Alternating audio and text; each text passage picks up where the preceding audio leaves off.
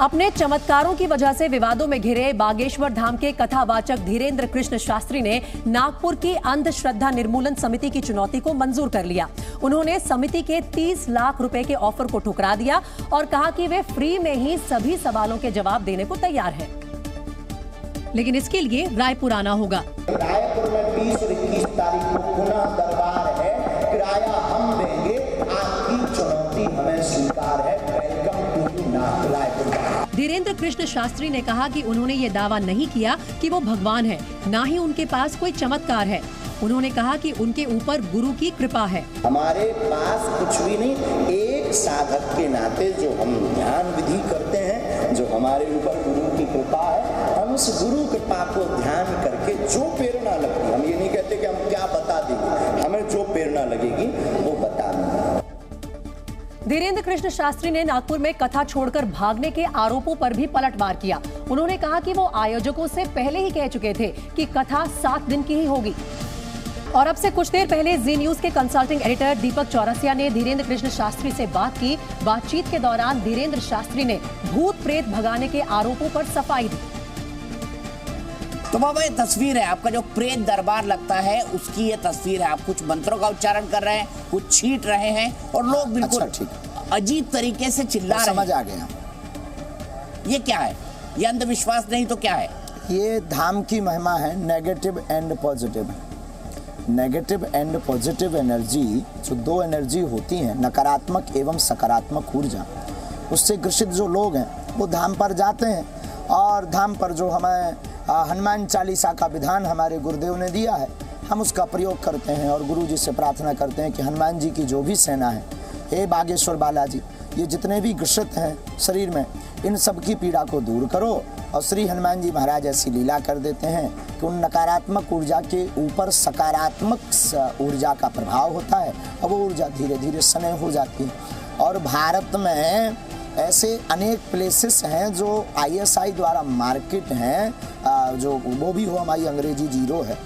तो अगर आप उस बात को मानते हैं तो निश्चित रूप से आप ये भी मानते होंगे कि नकारात्मक ऊर्जा और सकारात्मक ऊर्जा होती है।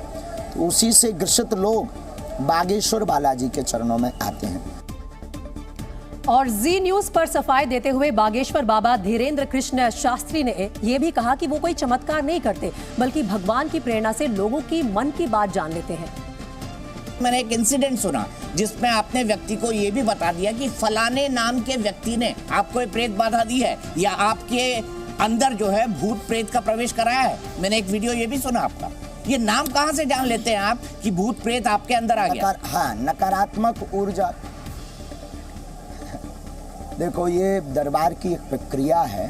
दरबार में जो प्रेरणा बागेश्वर हनुमान जी की और सन्यासी बाबा की लगती है, उस प्रेरणा के आधार पर हम बोल देते हैं। हमें अपने इष्ट पर इतना भरोसा रहता है कि वो सत्य निकलता है, बस। अब इसको बयान नहीं कर सकते भाई। अब कोई कहे कि हवा को दिखाओ, हवा को क्या बयान करें? कोई अंधे व्यक्ति कहे कि सूर्य को दिखाओ, तो सूर्य को दिखा नहीं सकते अंधे व्यक्ति को, उसे तो अनुभव करवाया जा सकता है। हमें लगता है कलयुग में सनातन के प्रचार के लिए श्री बागेश्वर बालाजी और सन्यासी बाबा की ये कृपा है कि जो चमत्कार को मानते हैं, जो मानते हैं भगवान नहीं होते, तो उनके लिए यह एक दरबार की प्रक्रिया है। धीरेन्द्र कृष्ण शास्त्री ने जी न्यूज के कंसल्टिंग एडिटर दीपक चौरसिया से बातचीत के दौरान अंधविश्वास फैलाने के आरोपों पर भी अपनी सफाई दी। अब कल के दिन कलाबा को कोई अगर कहे कि ये अंधविश्वास है, माता पिता को अगर कहे कि ये अंधविश्वास है, तो धीरे धीरे लोग रामचरितमानस को अंधविश्वास। अभी एक किसी मंत्री जी का वो आया था कि रामचरितमानस जहर फैलाती।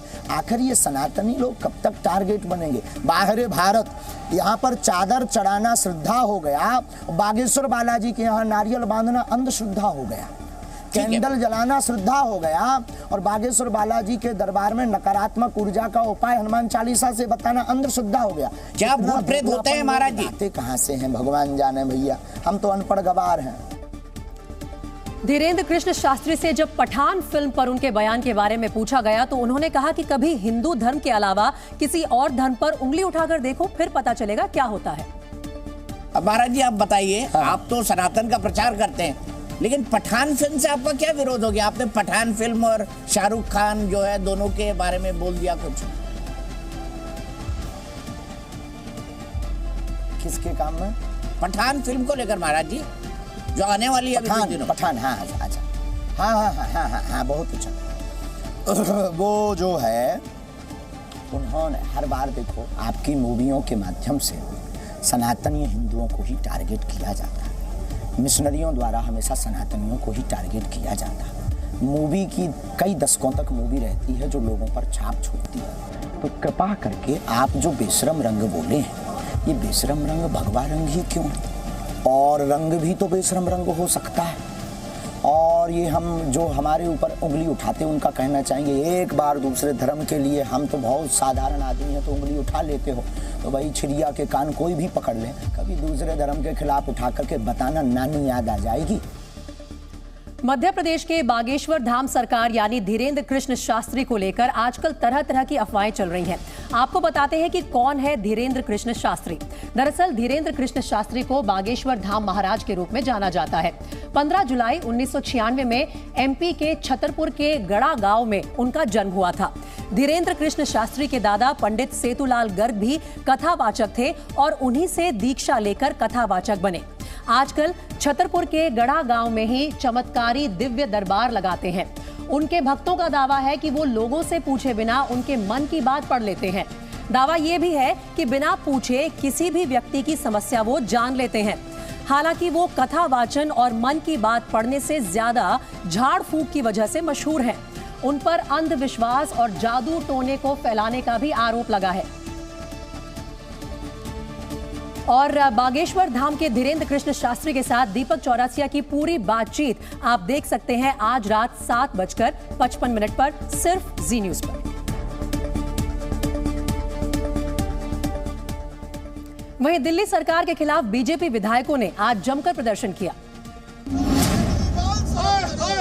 दिल्ली विधानसभा सत्र के चौथे दिन बीजेपी विधायक आज हल लेकर विधानसभा पहुंचे।